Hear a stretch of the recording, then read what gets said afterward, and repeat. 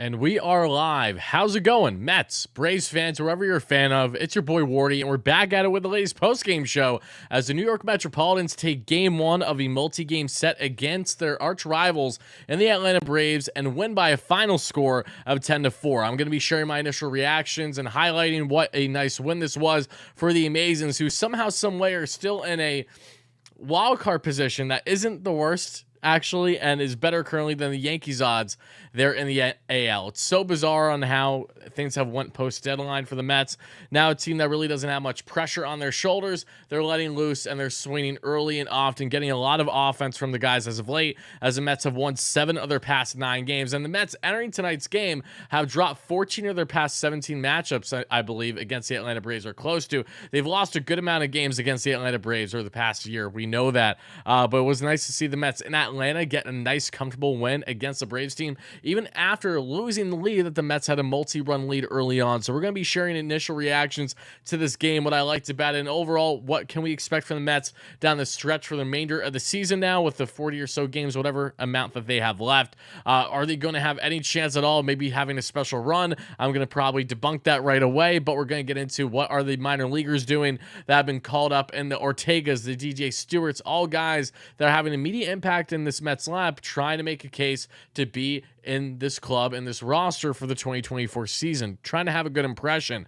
But no, let's get into some comments. How's it going, everybody? Appreciate you guys chiming in. Spam those W's as you've been in the live chat. You know, it's funny how the Mets win a game against the Braves and somehow, some way, my viewership's lower to start. You know, it's almost like Braves fans enjoy reveling in Mets fandom of being upset and when things don't go their way. But when it's the other way, oh, of course, where are they? You know, that's how it is. I know we do have some Braves fans watching the live show right now or watching on replay, so appreciate you. And the podcast has been currently on hold, Triple Crown, with the status of the season and with our respective schedules so vastly different between myself, Rec, and Joe. Where basically the pod is pushed until the offseason because there will be more to come on that front. We may do some podcast episodes before then, but it'll be just myself, and I'll bring on special guests. So that could happen before the season ends, but the podcast in itself, Queen's Corner, will likely be ramping up more as we get into the offseason with offseason content, and 2 new shows will be on the horizon in regards to the channel, and something aside from that that has to do with more than just the Mets, but is, of course, regarding baseball. So I'm excited to get into that. But right now, I really just want to talk about what is going on with the Mets right now, as, again, they've won 7 of their past 9 possible games to win, and you know, they've had guys stepping up for them, even with the pitching that has been lackluster. If you're not Jose Quintana or Kodai Senga, it has still been enough to help the Mets chug through some wins. The bullpen's been very strong with guys that, you know, you didn't expect to have any impact on the pen entering the year, and you're getting some fantastic offensive performance, like I said already, in the Lindors, and the Alonsos, McNeils, Ortegas, Stewarts, even Nimmo. I mean, the depth of the lineup is really blossoming right now. And yes, it's likely too little too late, but it's nice to see the Mets playing competitive and entertaining baseball. You know, as someone who, again, covers this club for a living, I just want to watch Mets games and enjoy them. At the end of the day, win or lose, I just wanted them to be competitive and be like, okay, that was a fun game to watch. Sucks they lost, but, you know, it was a good one. Or, you know, great win. That was stressful. They just edged it out. That was nice. Regardless of them, you know, not going for it when it comes to making a run this year, a post-trade deadline pretty much.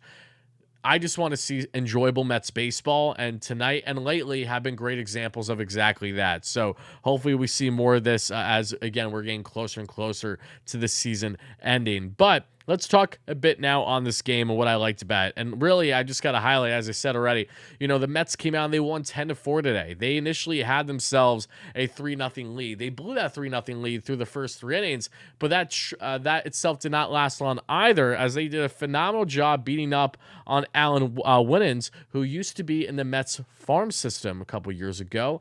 He got the start today for the Braves. The Braves have had some struggles with pitching, health, stats, stuff like that this year, and they've had some guys that you normally don't expect out there to either spot start or actually start a game. And Winans won 4.1 innings of 7 earned run balls. So the Mets tattooed him pretty well.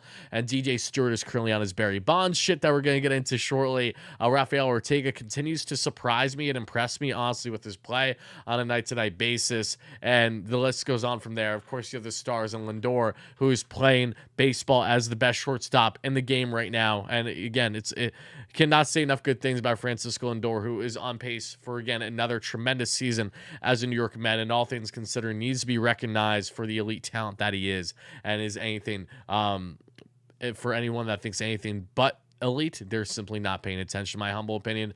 Alonso, even though the batting average has been lower this year, he's been tearing the cover off the ball the past month and a half as well. McNeil finally looks like the McNeil of old, which was key in this victory as well. Jeff McHit's consistently getting 3-hit games. That's something that we didn't see all season long. How many games could you recall this season where you saw McNeil with at least 3 hits? I mean, last year it felt like at minimum every other game. This year, farthest thing from it, but Jeff is finally looking comfortable, locked in, lesser F-bombs after grounding out down to first. So he's coming a long way, we're seeing. And yes, again, it's another situation, too little, too late. Would have liked to see these guys step up earlier in the year, or, not be as inconsistent, but is what is. This is where we are now. So as long as you're playing, I want to see you succeed, and that's certainly what this Mets offense has been doing as of late. Let's see here. Why Lindor playing good now the season's over? I mean, Lindor has been playing good all year long. Even when he's had his struggles, he's still been a double and a home run and a defensive machine. The contact just has not been there. But right now with a 254 average and 804 OPS, you have to be happy with the production you're getting from Francisco Lindor. And let's break things down inning by inning. Shout out to my great sponsors, Mojo Sportsbook. We'll get into them a little bit later in the show, but a lot that I do want to say here in regards to this game. We're actually going to do a game breakdown. We haven't done too many of these lately because, one, the content hasn't been as consistent with post-game shows because, since the Mets selling off, there's just a lack of interest and incentive from a good portion of the fan base. And, that's normal and natural to happen, especially for me, too, when some games are just so brutal. I mean, Mets looked unwatchable a week ago, right? Against this same Braves team, as an example. So it's nice to see them actually get a big win. Not necessarily big, but a nice win over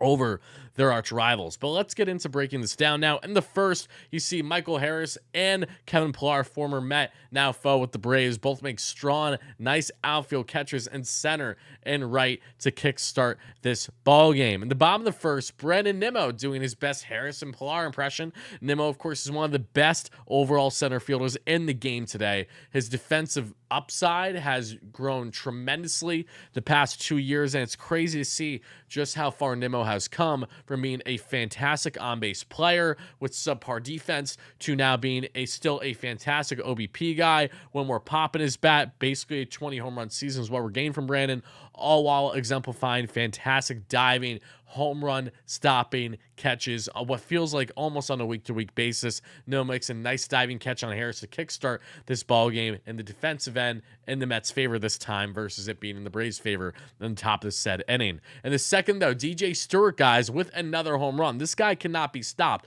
DJ Stewart is batting just under 250 with a 900 OPS as a New York Metropolitan. Who had that on their bingo card entering the season? Once we found out, rather, that the Mets would be needing roster spots because Starling Marte is getting a second opinion on his injury right now. Who knows if he's even going to play another game again this year. But DJ Stewart, since coming in, the former Oriole, was managed under Buck during their time in Baltimore, has really looked good. He attributed a lot of this to being healthy because he's dealt with some nagging wrist injuries recently in the past. That has had an impact on his career. But he's like, when healthy, you're really going to see the best of me. And that's certainly been the case, DJ Stewart. He has had a ridiculous amount of bombs. What does he have? 4 or 5 home runs over the past 7 to 10 days. I mean, the guy has been truly tearing the cover off the baseball, and he gives the Mets an early 1-0 lead there in the second. Omar Narvaez would rip an opposite field single right thereafter. And then Rafael Ortega rips his first home run as a New York Met, a 2-run ding-dong to increase the Mets' lead 3-0 there through 2 innings. As we get to the bottom of the second,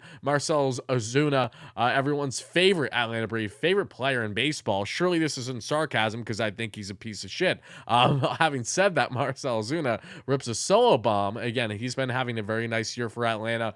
Braves fans, I'm sure, have been happy with his production. Last year, he was very streaky. Of course, had off-the-field issues going on as well. That definitely tapped into things a bit. But Ozuna this year, even though he's still big swing and miss, again, huge home run power bat, easy lock to give you 25 to 30 bombs every year in the DH position. I mean, or corner outfield, even though he doesn't play it well whatsoever. So he makes it a 2-run ball game there in the second. Then as we advance to the third, you get Michael Harris Jr. with a 2-run double. Gapper would tie the ball game 3-3.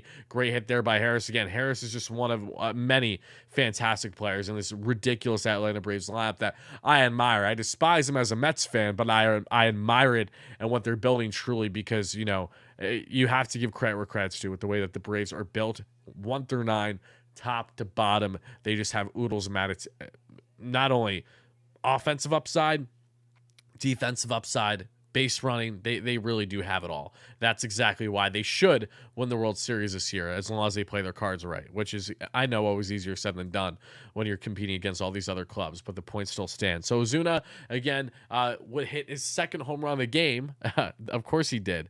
And the fourth, and that gives them a 1-run lead. Arcia would have walked, Grissom with a single, but that's all she wrote there through 4. And speaking of through 4, before we get to full 5, David Pearson's final line today will be 4.2 innings of 7 earned run ball. As you look through the pitching here, 4 earned run ball, not 7. I was getting confused with the Braves starter and win-ins. But yes, 4 earned runs allowed for David Pearson. Still not looking great. Again, a guy that's just currently pitching in the rotation because they sold off on Max Scherzer and Justin Verlander. So, you know, that's inevitably going to happen where those spots have to get filled in.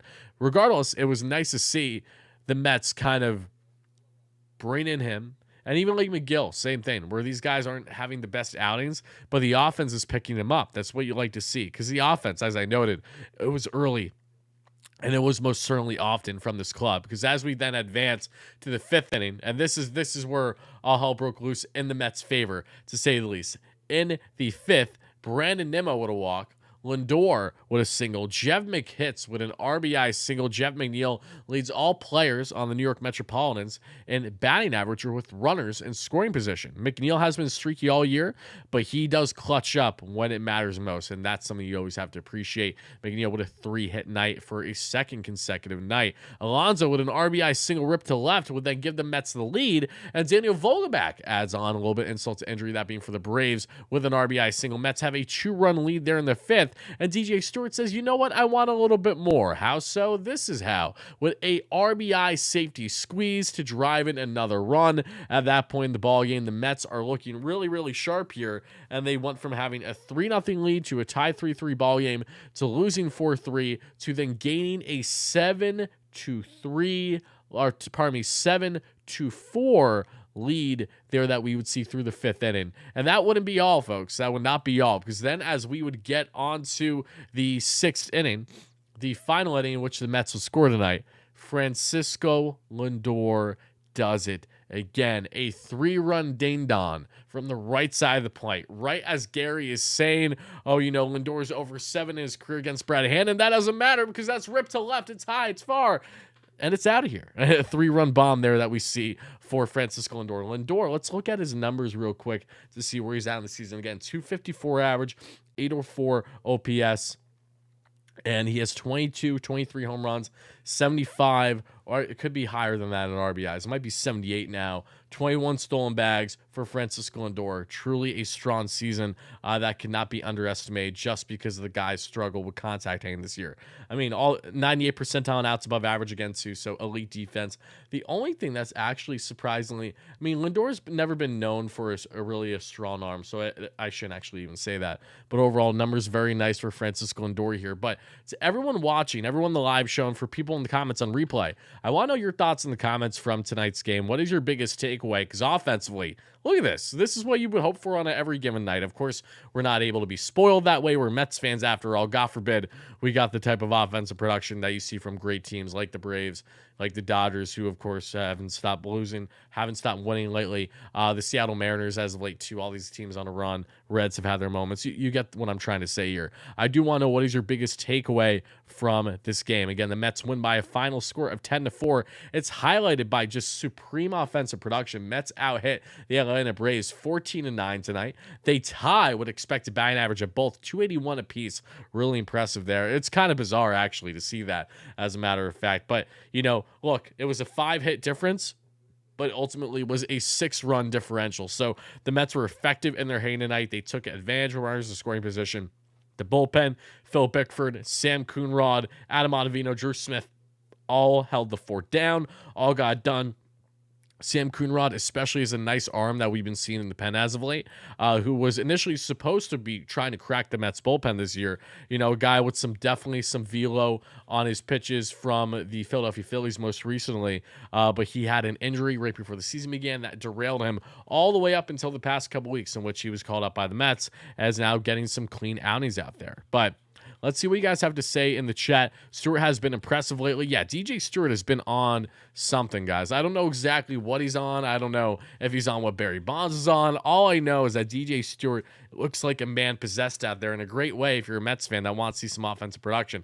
Has Arauz actually been good? Arauz has been a strikeout machine. No, he has not been great. He's had a nice hit here or there, but he's just a guy playing right now for the sake of playing, given Mets' current injuries, and sending down Brett Beatty because they want Beatty to really get locked in again. And Beatty's been looking very strong in AAA. Homers galore, lifting the ball there. Just needs to do it at the major league level. Again, I know he will. I'm confident in him. But yeah, just for minor league filler, I mean, Arauz is a 116 average right now with a sub 500 OPS and a very limited sample size. But I mean, Ortega and DJ Stewart, they're getting the job done. Even with some nasty losses that we've seen from the Mets as of late, this has not been the case.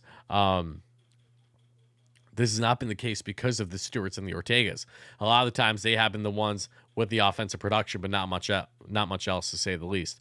Let's see. Professional certified hater, how you doing? Unfortunately, Rory Lindor is averaging 254, not 500, so he sucks. Oh, yep, exactly. If you're not batting 500, you know you're below pond scum. If you ask me, if you know, you know. You are the clear identity of what it means to be a schmuck. Obviously, you guys cue the sarcasm there. I would hope at least, but that's a funny comment.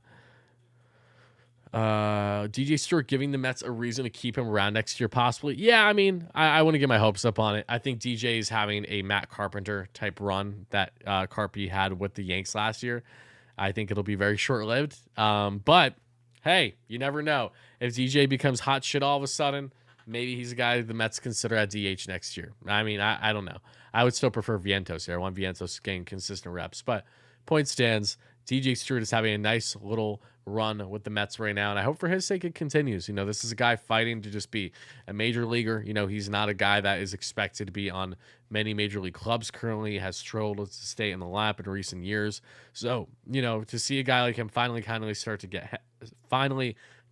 to get healthy now and have the type of production that he's had, that's never a bad thing. And again, for everyone first chiming in, happy to have you all in here as we're breaking down the latest Mets game in Metsland as they take game one of a multi-game set against their arch rivals in the Atlanta Braves by a final score of 10-4. It's headlined by some fantastic offense from Pete Alonso, Jeff McNeil, certainly Francisco Lindor, DJ Stewart, Rafael Ortega. Everyone and their mother, for the most part, was hitting in this Mets lineup tonight, which ultimately led them to their victory. What about Phil Bickford? He's nice. He's got some life on the heater, you know, nothing crazy. You know, the Mets got him for cash considerations because they just want to add to the pen after trading away some pieces that they did at the deadline, headlined by David Robertson, bullpen-wise, obviously. Bickford is just, you know, a guy that has had struggles in recent years with LA. However, just an arm to have there and eat, and, you know, maybe he's a guy that the Mets will have be an impactful guy for them next year. I'm not too sure now. Again, has solid arsenal. He's not terrible, but he has definitely labored a bit this year, hanging his pitches. Most recently, of course, with the Dodgers.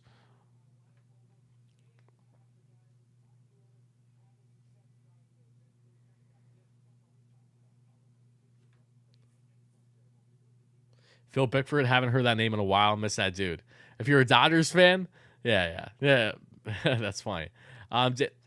David, thank you. Appreciate that. Yeah, no, it was a great game to watch as a Mets fan. Finally, we were able to enjoy a little moment. You know, well, I'll take it. You know, there's nothing that's going to be better than that at this point this year, more than likely. But I did want to talk to you guys briefly before I get to wrapping things up because I will be fairly soon.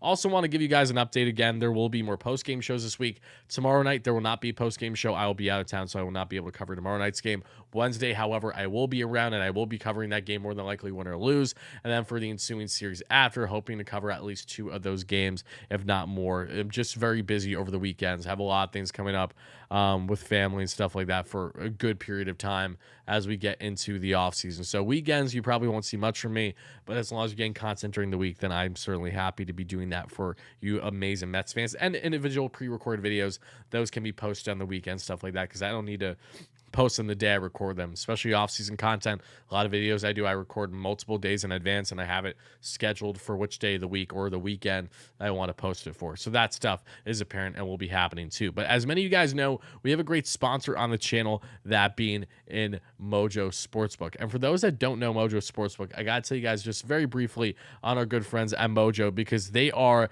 the live stock betting market. Pardon me, not live. I don't even know why I just said that the way that I did. My apologies, guys. But many of you guys know this app because it's the live betting stock market that's operating in New Jersey. So I was correct. I don't know why I was stumbling on my words there. But as many of you know, Mojo has been a great partner of mine. They aren't going anywhere on the channel too, so make sure you're checking out their app, especially if you, 1, are a bettor, and 2, you reside in New Jersey. Mojo is the place for you.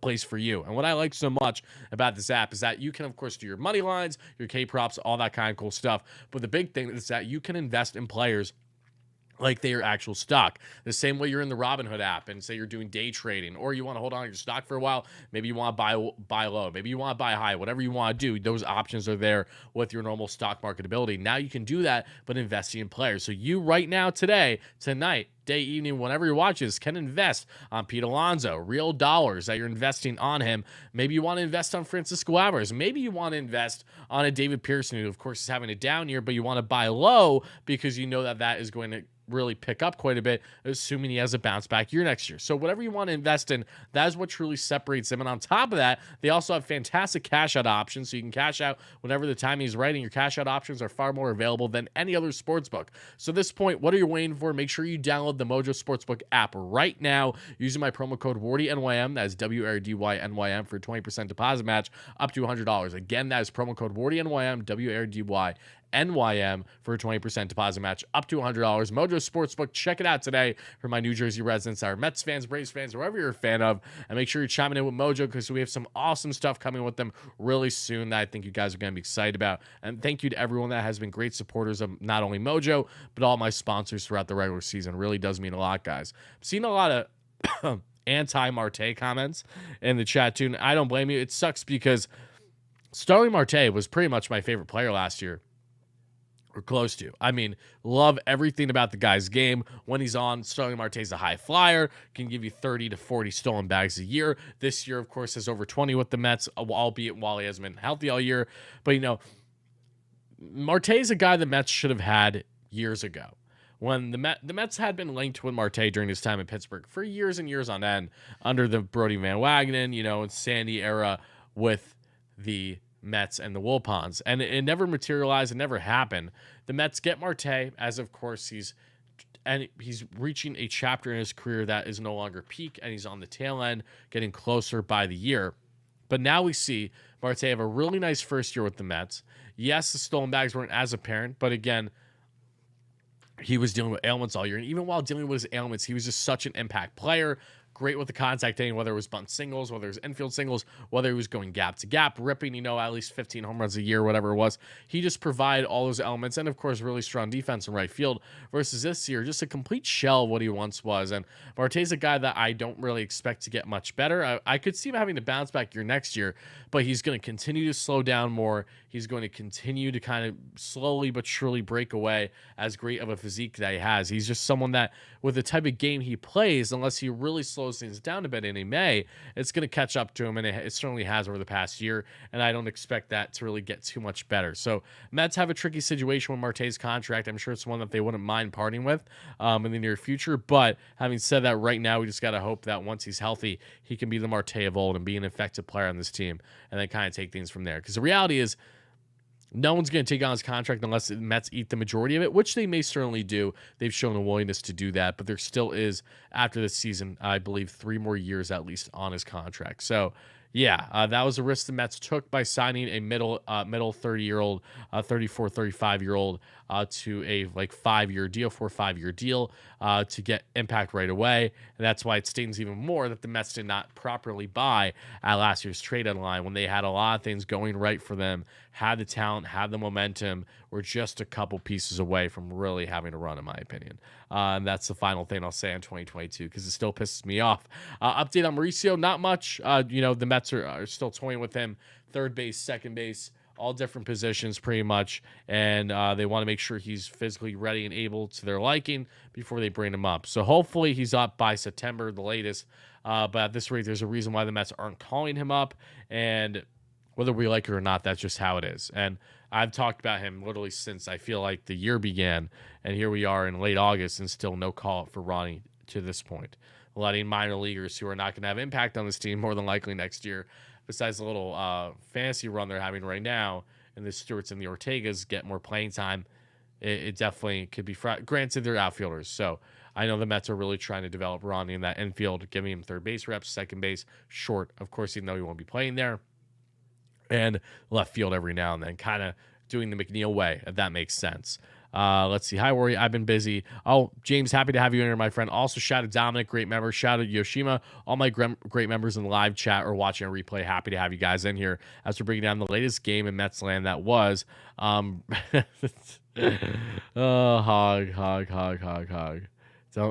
Don't start. Ricardo, what about Ryu from Blue Jays? I think he'll, just a veteran southpaw who has already hit his peak. I don't think that's a route the Mets should go down personally. I think that they should really emphasize younger, unless it's like elite talents they are looking at, or borderline elite, that are hitting the market pitching wise, which is the Snells, the Nolas, the Uriases of the world. Isn't this a kick in the balls? Mets are finally winning. I told you guys this was going to happen. I told you guys this since day one when we knew the Mets were selling. I said it right away. Once the pressure's off the Mets' shoulders, they're going to F around, go on a nice little streak, and they're going to miss the wild card by just a couple games. I can almost promise you that. They're doing what I kind of expected them to do. They went from lifeless baseball to now like, okay, yeah, there's no expectations. Who gives a damn? Go play the way you want to play, not press so much like you did all year long, which led you to your success, and go from there.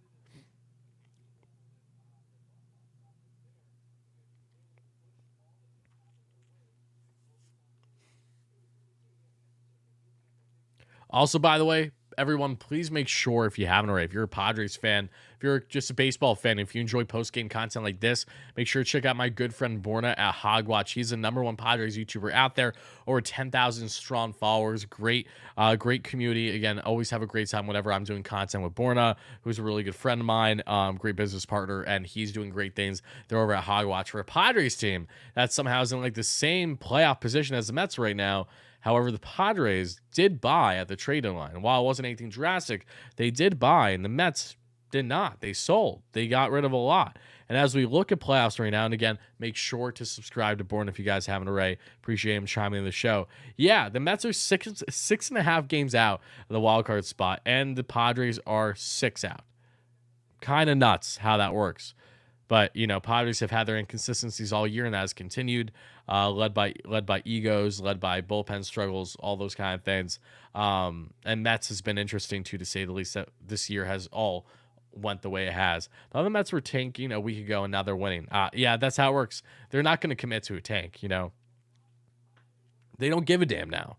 And obviously, I'm exaggerating this, but when there's a lack of pressure, when you don't have to press, good things happen on the offensive end. You just play loose, you play fun.